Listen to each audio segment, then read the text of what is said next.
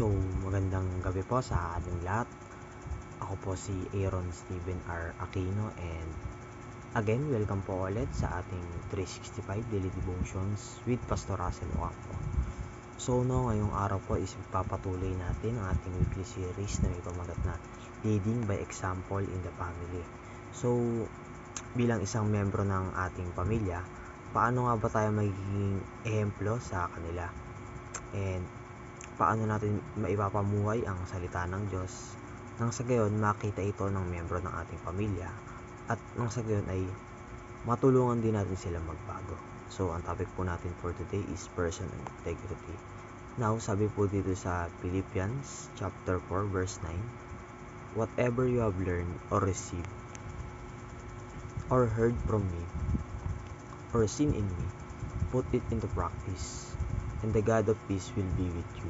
Or sa Tagalog naman po, ang mga bagay na inyong natutunan, tinanggap, narinig at nakita sa akin, ang mga bagay na ito ang gawin ninyo at ang Diyos ng kapayapaan ay sa inyo.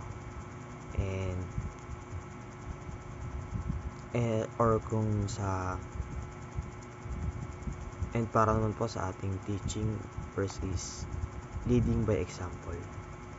So, una na dito is, it is the leadership style of Jesus. So, kung paano po na ang naging leadership style ni Jesus Christ, which is ito nga po yung leading by example na kung saan pinapakita muna ni Jesus Christ kung paano nga ba maging isang ehemplo sa kanyang mga disipulo. So, dapat po, maganda po na may apply po natin din ito sa ating buhay. Pangalawa naman is, it happens through powerful testimony. So, paano nga ba natin ma-shape yung membro ng ating pamilya? So, nangyayari daw po yun through powerful testimony, which is kung nakikita ba ng membro ng ating pamilya na may nagbabago ba sa atin, which is dito nga po yung papasok sa powerful testimony. And dito rin nila makikita kung paano nga ba tumilos ang Diyos sa ating buhay. And pangatlo naman is, it shapes the lives of the next generation. So, maganda po na tayo mismo na nakakilala na sa Panginoon ang magbago sa magiging kultura o pag-uugali ng ating mga magiging next generation. Nang sa gayon ay meron na silang guide and hindi sila mawawala sa presensya ng ating Diyos. And para naman po sa ating application for today, first is pass on the leadership style of Jesus. So, maganda po na may apply muna natin sa ating sarili ang leadership style ni Jesus Christ at nang sa gayon ay mapasa natin ito sa iba pang mga tao.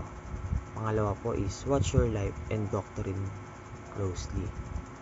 So, yung sinasabi po dito na doctrine is kung ano ba yung mga principle or itinuturo natin sa ibang tao. So, maganda po na kung ano yung itinuturo natin sa ibang tao, yung mga principle na binibigay natin sa kanila, is maganda po na ayun din po yung ipinapamuhay natin.